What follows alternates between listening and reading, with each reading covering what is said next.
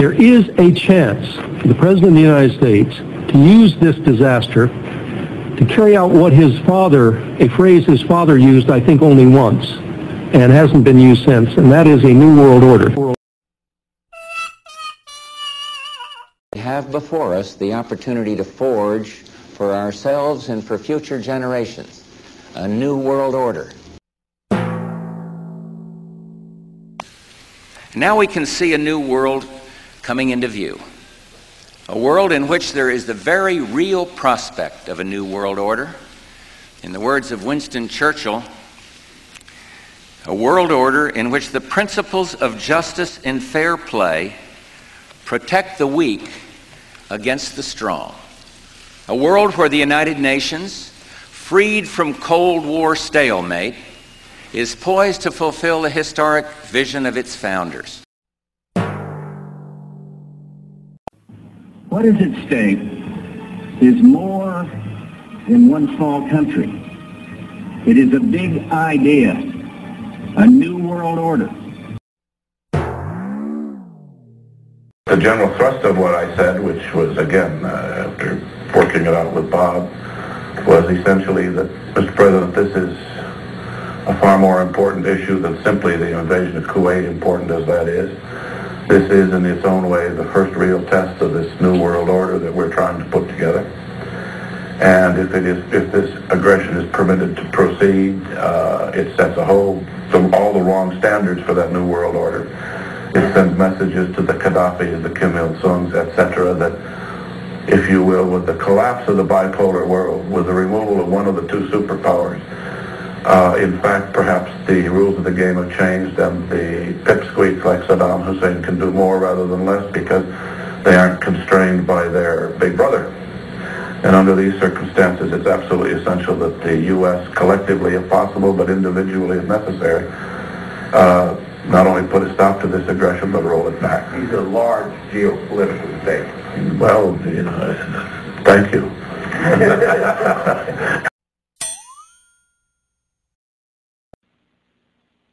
The President George Bush has talked time and time again about a new world order, and this is the best chance.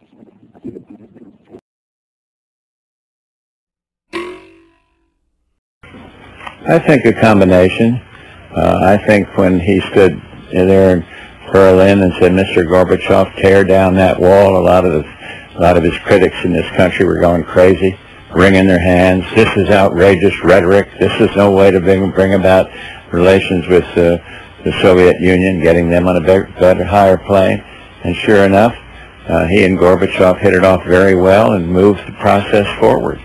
So he used the term evil empire. And some of the liberals in New York were wringing their hands and going crazy. Oh, this is terrible. This is the end of everything. He doesn't know how to conduct foreign affairs. And sure enough, a lot happened on his watch that was very, very positive towards a new world order. Мир развернулся в своем движении в другом направлении, к новому мировому порядку. I think even that does not describe why the world has changed so much and why the world has turned so much toward a new world order and a new kind of civilization. I'm going to drink a lot of beer and stay out all night. America. George Bush has invoked a new world order without enunciating a new American purpose. But for all his experience, skill, and cautious professionalism, the President has still failed to articulate clear goals for our nation's foreign policy in this new age. And after 1989, President Bush said, and it's a phrase that I often use myself, that we needed a new world order, and instead it looks like we got a lot of disorder. And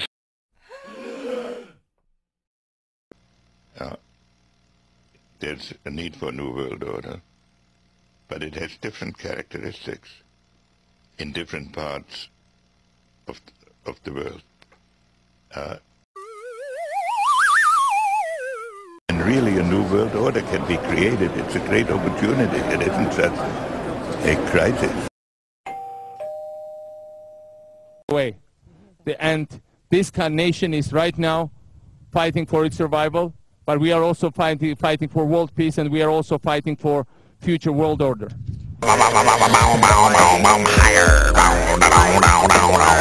But the point here is, it's not about me, it's about the idea of freedom. It's about the future of the whole region. It's about the future of Europe and a new world order. So let's leave them something to think about as they go home. Let them go home and say, Mr. Soros said, here are 3 things we can do, simply. 1? Well, deal with the mortgage problem, reduce foreclosures, recapitalize the banks, and then work on a better world order. What sort of a financial deal should Obama be seeking to strike when he travels to China next month? No, I think this would be the time, because you really need to bring China into the creation of a new world order, financial world order. They are kind of reluctant members of the IMF. They play along, but they don't make much of a contribution because it's not their institution. Their share is not commensurate. Their voting rights are not commensurate to their weight. So I think you need a new world order that China has to be part of the process of creating it, and they have to buy in. They have to own it the same way as, let's say, the United States owns the Washington Consensus, the current order. And I think this would be a more stable one, where you would have a coordinated policies. I think the makings of it are already there, because the G20, in agreeing to peer reviews, effectively is moving in that direction. You're arrogant. You have the sickness that elites have had throughout history in their literal and, in some cases, figurative ivory towers. You believe that you're invincible. You will, and you are failing now. Your New World Order will fall. Humanity will defeat you. The answer to 1984 is 1776.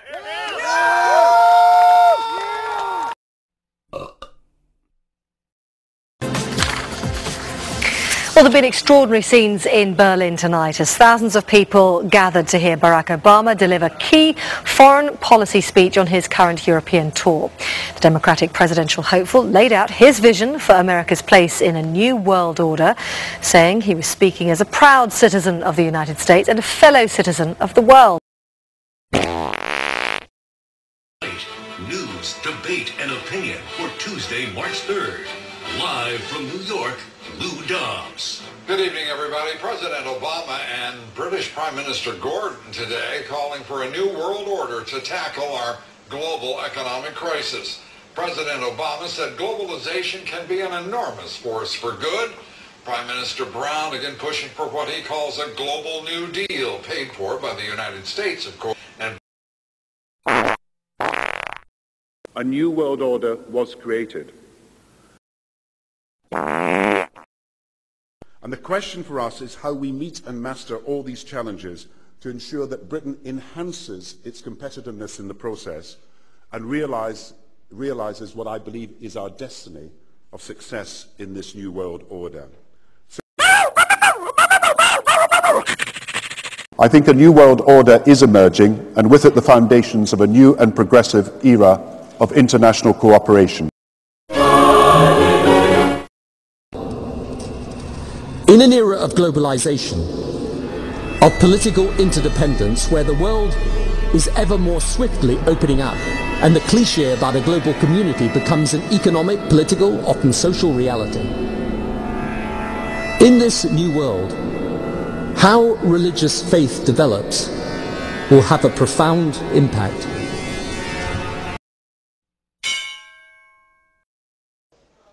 In the financial crisis, Europe is leading the way towards a global solution.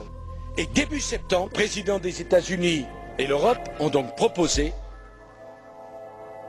plusieurs sommets à partir de la mi-novembre qui porteront sur une nouvelle régulation, une nouvelle gouvernance mondiale. Today Europe can propose the principles and rules that will shape a new global order. Je veux dire ma conviction que la crise appelle à la réforme des institutions européennes. La crise appelle à ce que l'Europe puisse apporter une réponse aussi puissante et aussi rapide que tel autre ensemble mondial, comme les États-Unis ont pu le faire face au drame qu'a représenté la crise financière. A kind of occasion where the crisis calls into question old certainties and minds are more open to change. These are very special moments. Things. France intends to pursue, together with all people of goodwill around the world, this battle to build the new world order of the 21st century. That we had that G20 meeting in Washington that started this effort for global governance, and we'll have, under the leadership of Gordon Brown as the next chair of the G20 here in London in April, a major occasion to keep that leadership for Europe and for the rest of the world, working especially with our American partners and friends. So I really believe that if we work together, we can make this crisis an opportunity, because it is in times of crisis that we can make people accept some higher level of change. And so we can use this crisis to with one stone kill two birds, if I may use that expression. De politique. Le moment où tout le monde aura compris qu'il était temps de changer, temps de donner un nouveau visage à la mondialisation, temps de construire un nouvel ordre mondial, politique, économique, social, assis sur de nouveaux principes et de nouvelles règles.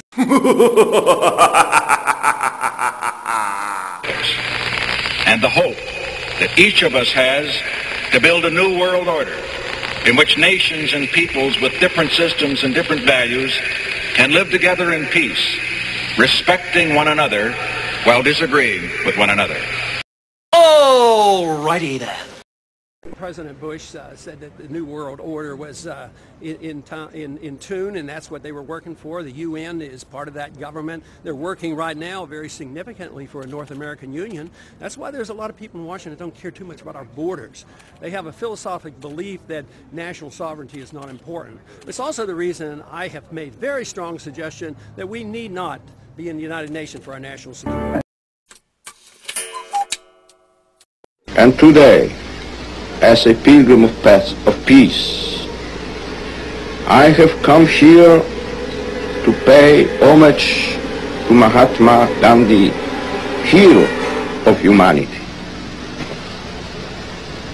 Mahatma Gandhi thought that if all men and women, whatever the differences between them, cling to the truth with respect for the unique dignity of every human being, a new world order, a civilization of love can be achieved.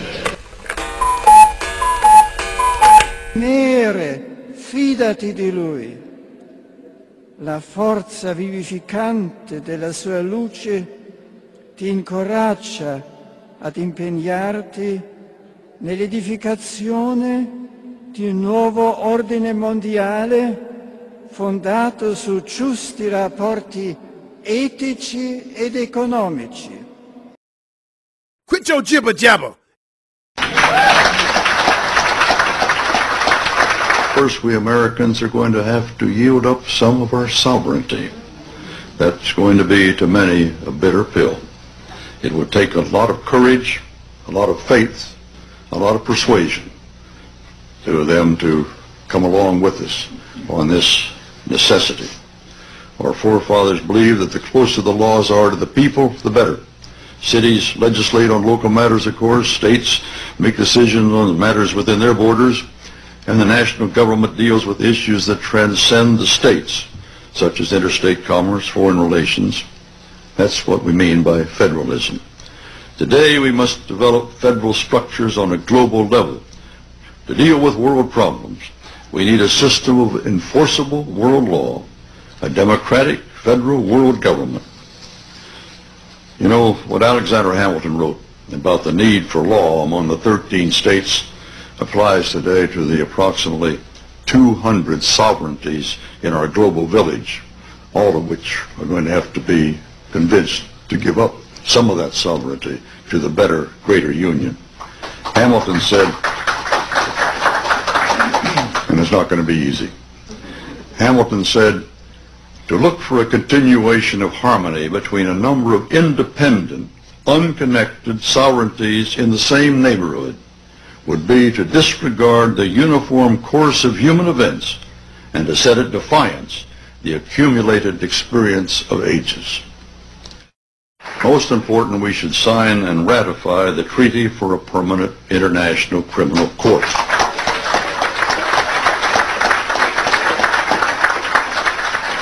That is now at the core of the World Federalist Movement's drive. That court will enable the world to hold individuals accountable for their crimes against humanity. Their leader, Pat Robertson, has written in a book a few years ago that we should have a world government, but only when the Messiah arrives. He wrote, and literally, any attempt to achieve world order before that time must be the work of the devil. Well, join me. I'm glad to sit here at the right hand of Satan. Let us hear the peal of a new international Liberty Bell that calls us all to the creation of a system of enforceable world law in which the universal desire for peace can place its hopes and its prayers. Thank you. We would like to bring you a message from the First Lady of the United States, Hillary Rodham Clinton. Good evening and congratulations, Walter, on receiving the World Federalist Association's Global Governance Award. For more than... Happy, happy, happy. Joy, joy, joy. I'll tell you what, I'll give Cronkite credit. He says out loud what Gore believes and what Clinton believes and what Stroke Talbot says out loud. Now what is this New World Order all about? It is about a reversal of the American Revolution. The American Revolution was a bunch of farm kids and men working in blacksmith shops and working in other jobs, standing up to the greatest army on earth at places like Lexington and Concord and saying to the whole world that forever, no matter what happens, we Americans will decide here and decide for ourselves our own destiny. The New World Order is the reversal, the overturning of the revolution. That's what the end goal is. America's a rich province, part of their New World Order. But I give you my word, if ever I stand up on that east wing of the Capitol and take my oath as President of the United States, when my hand goes up, their New World Order comes crashing down. The change, and one of the ways it will drive the change is through global governance and global agreements. Mr. Rossi, 1 minut. Przepraszam, kolega Nick Griffin. Mr. Nick Griffin for 2 minutes. Everyone agrees that climate change is the biggest challenge facing humanity. That's the constant claim of the political elite, and it's a lie. Everyone does not agree. Thousands of scientists dispute the very existence of man-made global warming, citing natural cyclical changes that saw vineyards in Roman northern England and a Swedish army march over the frozen Baltic in 1658 to Copenhagen. As an army of global warming zealots marches to Copenhagen, the truth is that their Orwellian consensus is based not on scientific agreement, but on bullying, censorship and fraudulent statistics.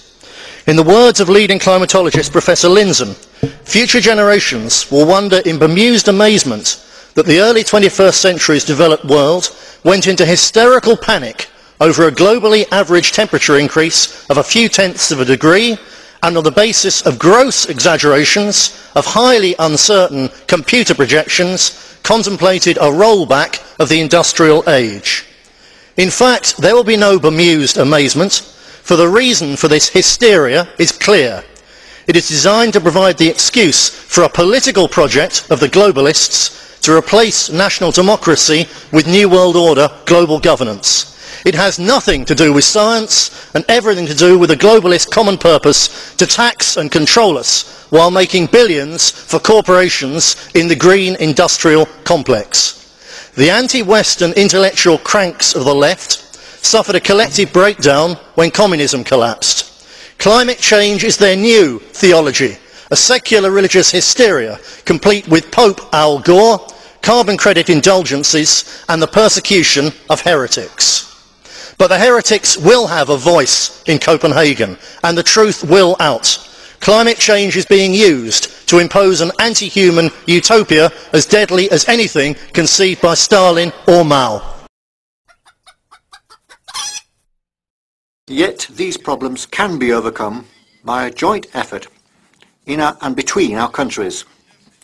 2009 is also the first year of global governance with the establishment of the G20 in the middle of the financial crisis.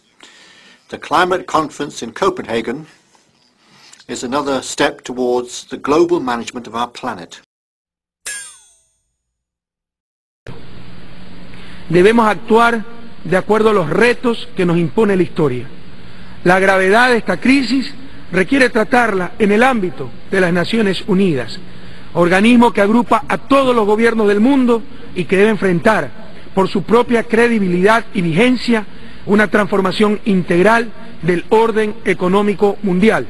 You are a toy! If you cannot preserve some order to keep sovereignty, to keep a country alive so that you don't airbrush it or white out a country, it's just not a good new world order. We share a common destiny.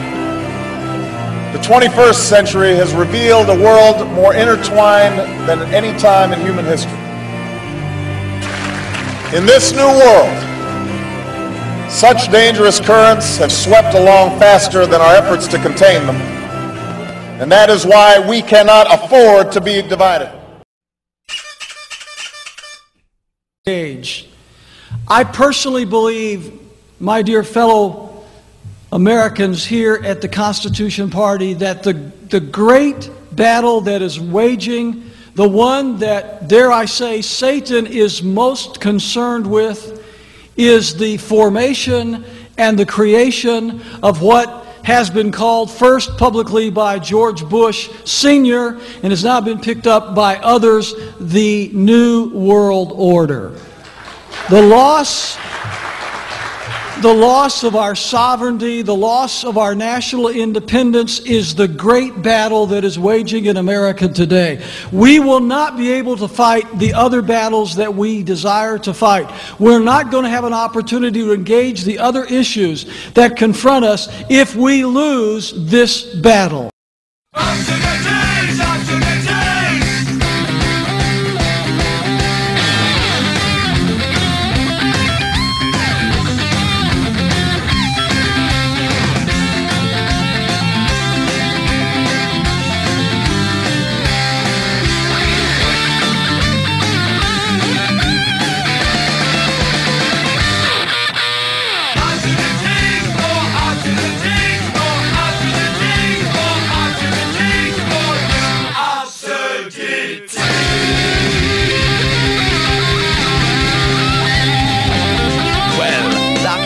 Absolutely splendid. Good night.